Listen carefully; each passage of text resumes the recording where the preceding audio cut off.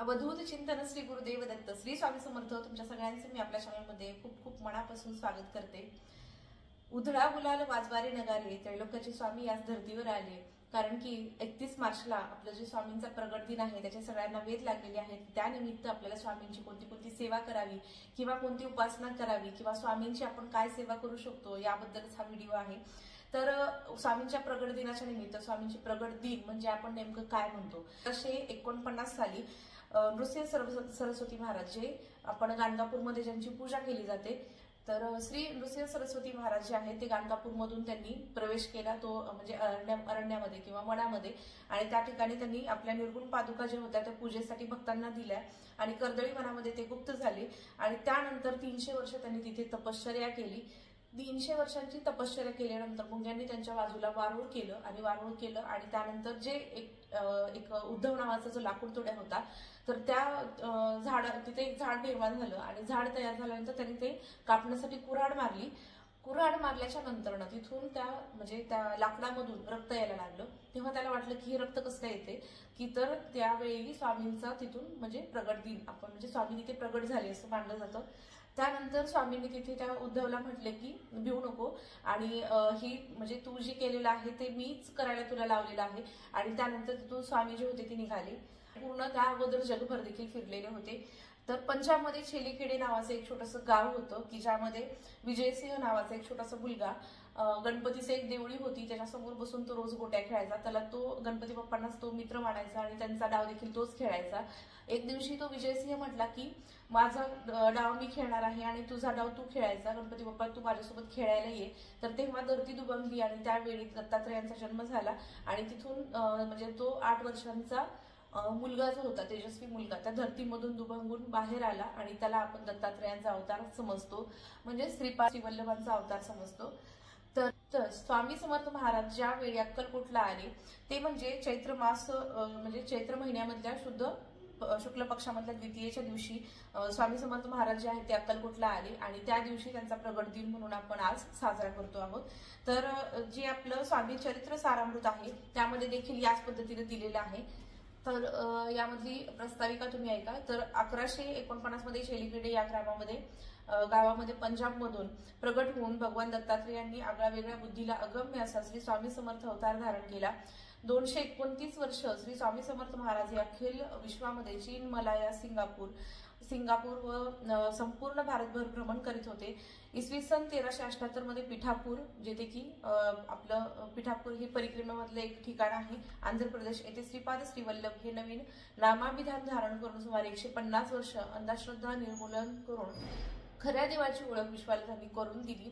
इसवी सन 1528 मध्ये कारंजा, विदर्भ, महाराष्ट्र येथून श्री नृसिंह सरस्वती या अवतारात सुमारे 100 वर्ष कार्य केलं। याच काळात औदुंबर, नृसिंहवाडी, गाणगापूर यासारखी महान तीर्थक्षेत्रे तयार झाली आणि संपूर्ण भारतात धर्मजागृती करून हिंदू साम्राज्याची स्थापना केली। इसवी सन 1678 मध्ये या अवताराची सांगता करून पुन्हा मूळ श्री स्वामी समर्थ हा अवतार त्यांनी धारण केला। इसवी सन 1856 मध्ये अक्कलकोटमध्ये प्रवेश करून सुमारे 22 वर्ष आगळ्या वेगळ्या पद्धतीने जो भेटेल त्याला दुःखमुक्त करून स्वयंभू बनवले। अनन्य भावाने चिंतन केल्यास सर्व प्रकारच्या योगक्षेमाची हमी दिली आणि इसवी सन 1878 मध्ये समाधी घेतल्याचे केवळ नाटक करून लौकिक दृष्ट्या देह त्यांनी संपवला। स्वामींच्या प्रगट दिनाच्या निमित्त आपण स्वामी चरित्र सारामृत हा त्यांचा सगळ्यात आवडतीचा आणि आपल्याही आवडतीचा, कारण की वाचायला एकदम सोपा छोटासा आहे, भाषा एकदम सोपी आहे आणि हे 21 अध्यायांचं जे पारायण आहे ते अवघ्या 1 तासामध्ये पूर्ण होतं। तर 1 तासामध्ये हे पारायण पूर्ण होतं, त्यामुळे 21 दिवस 11 ते 31 मार्च रोजी म्हणजे 31 मार्च पर्यंत ज्या दिवशी स्वामींचा प्रगट दिन आहे त्या दिवशी याची सांगता म्हणजेच 21 दिवस असं पारायण आपण करू शकतो। 21 दिवस 21 पारायण म्हणजे 1 ते 21 म्हणजे असे पूर्ण अध्याय जर आपण एका वेळेला एका बैठकीमध्ये वाचले तर ते होतं 1 पारायण। तर रोज 1 पारायण म्हणजे 21 दिवसांचे 21 पारायण असं तुम्हाला शक्य झालं तर ते तुम्ही करू शकता। वेळ जी आहे ते तुम्ही कोणत्याही वेळेला वाचू शकता, सकाळच्या, संध्याकाळच्या, फक्त 12 ते 12:30 या कालावधीमध्ये हे आपल्याला पारायण करायचं नाही, कारण की तो दत्त महाराजांच्या दीक्षेचा कालावधी असतो आणि अर्थात स्वामी समर्थ महाराज हे दत्तांचे अवतार आहे, त्यामुळे आपल्याला तर हे जे आहे ते तुम्ही अशा पद्धतीने 21 पारायणांचं पूर्ण करू शकता। किंवा जर 21 पारायण करणं शक्य झालं नाही तर 3-3 अध्याय रोज पठण करू शकता किंवा 7-7 अध्याय पठण करू शकता. 7-7 जर केले तर 3 दिवसात 21 पूर्ण होतात, म्हणजे 7 दिवसांमध्ये एक पारायण पूर्ण होतं.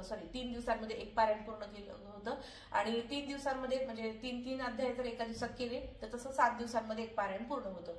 7 दिवस झाल्याच्या नंतर तुम्ही परत दुसरं आणखीन एकदा चालू करू शकता. तर असं पारायण आपल्याला करायचं आहे. आणि ही जी आहे ती स्वामींची सगळ्यात आवडतीची सेवा आहे किंवा सगळ्यात प्रभावी सेवा आपण म्हणू. आणि हे जे आहे ते छोटंसं आहे, त्याच्यामुळे एक पारायण करायला फारसा वेळ लागत नाही. 1 तासामध्ये एक पारायण पूर्ण होतं. आता हे जर स्वामी चरित्र सारामृत आपल्याला वाचणं शक्य नसेल तर काय करावं, तर स्वामींचा जो तारक मंत्र आहे, निशंक होई रे म्हणा, निर्भय होई रे म्हणा. एका ताईने मला कमेंट केली होती की त्याचं पुस्तक मिळतं का, तर पुस्तक नाही तर गुगलवरती तुम्ही सर्च करून एका पेजमध्येच ते तुम्ही उतरवून लिहू शकता आणि तुम्ही स्वामींच्या फोटोच्या समोर किंवा मूर्तीच्या समोर जे तुमच्या घरामध्ये आहे त्याच्यासमोर बसून तुम्ही हे 11 वेळा पठण करू शकता. तारक मंत्राचं पठण करताना एका ग्लासमध्ये पाणी घ्यायचं आहे किंवा एक तांब्यामध्ये पाणी घ्यायचं आहे आणि त्यावरती आपल्याला असा हात ठेवायचा आहे. तर ते तारक मंत्राचं जे तीर्थ आहे किंवा आपण त्याला म्हणतो की त्या पाण्यामध्ये जे आहे तारक मंत्राचं पूर्ण अर्क किंवा सार उतरलेलं आहे किंवा ते जे पाणी आहे त्याच्यामध्ये खूप ताकद आहे. ते घरातल्या सगळ्यांना आपल्याला प्रसाद म्हणून किंवा तीर्थ म्हणून द्यायचं आहे. तर अशा पद्धतीने तारक मंत्राचं 11 वेळा पठण करू शकता. जर तुम्हाला स्वामी चरित्र सारामृत वाचणं शक्य नसेल तर स्वामी चरित्र सारामृत वाचून देखील हे करू शकता, जर तुमच्याकडे तेवढा वेळ असेल तर. 11 वेळा तारक मंत्राचं पठण. तारक मंत्राचं पठण करण्यासाठी जर का वेळ नसेल तर 11 वेळा तुम्ही श्री स्वामी समर्थ हा षडाक्षरी मंत्राचा जप तुम्ही करू शकता आणि तो 108 वेळा आपल्याला म्हणजे 11 माळी करायच्या आहेत. 11 शक्य नसतील तर 7 करा, 7 नसतील तर 3 करा किंवा 1 जरी केली मनोभावे तरी चालतं. शेवटी संख्या महत्वाची नाहीये, तुम्ही किती मनोभावाने करता ते महत्वाचं आहे. तर आपल्याला तारक मंत्राचं एक आहे किंवा स्वामी चरित्र सारामृत तुम्हाला जसं सांगितलं 3 अध्याय, 7 अध्याय किंवा 21 पूर्ण एक पारायण असं देखील करू शकता. तारक मंत्राचं पठण आहे, तारक मंत्र 11 वेळा म्हणू शकता. त्यासोबतच आता स्वामींना नैवेद्य काय दाखवायचं किंवा स्वामींना काय आवडतं, तर स्वामींना आपण जे जे काही आवडीनं देतो ते सगळं आवडतं. अर्थात घरामध्ये त्या 21 दिवसांमध्ये मांसाहार करू नये, मद्यपान करू नये किंवा जर करत जरी असतील तर जे कोणी वाचणारे आहे त्याने तरी हे मांसाहार वगैरे वर्ज करायलाच हवं जर तुम्ही पोथी पारायण करतायत तर. कारण की आपलं मन जेवढं शुद्ध असेल म्हणजे आपला अंतरात्मा जेवढा शुद्ध असेल तेवढं आपण देवासोबत लवकर कनेक्ट होतो आणि त्यामुळे आपलं जे जेवण आहे ते सात्विक असावं आणि मांसाहार वगैरे घरामध्ये शक्यतो टाळावाच एवढ्या 21 दिवसांपर्यंत. त्यानंतर आता स्वामींना काय काय आवडतं, तर आपल्या सगळ्यांना माहिती आहे की बेसनाचे लाडू हे स्वामींना खूप आवडतात, म्हणजे पिवळ्या कलर आहे. आणि त्यासोबतच गाणगापूरला जाताना जेव्हा दुसरे सरस्वती महाराज जे कर्दळी वनामध्ये झाले होते तेव्हा त्यावेळी त्यांच्या भक्तांनी त्यांना दिले होते आणि ते म्हणजे त्यांच्यानंतर स्वामींचा अवतार आलेला आहे. तर बेसनाचे लाडू खूप आवडतात स्वामींना. त्याला साखर आवडते, खडीसाखरेचा देखील नैवेद्य तुम्ही दाखवू शकता. जितके आपले स्वामी साधे आहे तितकाच त्यांचा नैवेद्य देखील साधा आहे. त्यानंतर पुरणपोळी स्वामींना खूप प्रिय आहे. पुरणपोळीचा नैवेद्य, खीर, आमटी, भात, कुरडई, पापडी, भजे हे सगळं तुम्ही दाखवू शकता. आणि त्यानंतर आपल्याला जर का संध्याकाळच्या वेळेला त्यांना नैवेद्य दाखवायचा आहे, सकाळी तुम्हाला समजा पुरणपोळीचा नैवेद्य दाखवलेला आहे, तुम्हाला संध्याकाळी त्यांना फलाहार किंवा फळांचा नैवेद्य दाखवायचा आहे, त्यामध्ये त्यांना आवडतं म्हणजे डाळिंब, द्राक्ष आवडतात, टरबूज आवडतं, चिकू आवडतो, हे सगळे तुम्ही पदार्थ दाखवू शकता. त्यासोबत सीताफळ देखील स्वामींना आवडतं. त्यानंतर जे खाण्याच्या पदार्थामध्ये झालं तर खव्याचे पेढे जे की स्वामींना खूप, किंवा खव्याची करंजी किंवा खव्याची पेढी जी आहेत ते खूप आवडते. आणि त्यानंतर स्वामींना जे आवडणारं फूल आहे त्यामध्ये मोगरा, जर मोगरा मिळत असेल तर मोगऱ्याचे फूल ते देखील अर्पण करू शकता. त्यानंतर जे केवडा आहे, केवड्याची फुलं देखील स्वामींना आवडतात. सोनचाफा आहे, पिवळी चाफ्याची फुलं ती देखील स्वामींना आवडतात. त्यानंतर जे अत्तर आहे, हिना अत्तर, तर स्वामींना हिना अत्तर खूप आवडतं, जे की आपल्या केंद्रामध्ये देखील मिळतं. तर हिना अत्तर कापसाला थोडंसं लावून त्यांच्या चरणांपाशी तुम्ही ठेवू शकता किंवा स्वामींना मूर्तीला तुम्ही लावू शकता. फोटो असेल फोटोला देखील लावू शकता की फोटो स्वच्छ पुसून घ्यायचा आहे. जर मूर्ती नसेल तर, मूर्ती असल्यास अर्थात अभिषेक करायचा आहे आपल्याला, जलाभिषेक रोज आपल्याला जर का पंचामृताने शक्य नसेलच तर गुरुवारी करू शकता पंचामृताने आणि एरवी तुम्ही जलाभिषेक करू शकता, जसं रोज देवांना आपण स्नान घालतो त्या पद्धतीने.